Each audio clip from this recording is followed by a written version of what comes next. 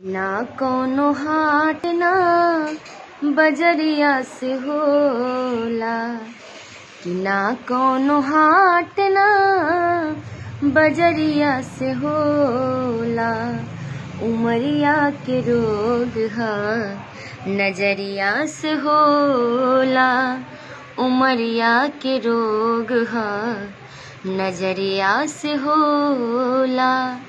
कि कहाँ कौनो जात पात पूछेला जियरा, कि कहाँ कौनो जात पात पूछेला जियरा।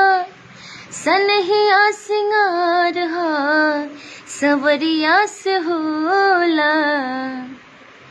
उमरिया के रोग हा नजरिया से होला। उमरिया के रोग हा नजरिया से होला। उमरिया के रोग हा नजरिया से होला। कि उमरिया के रोग हा नजरिया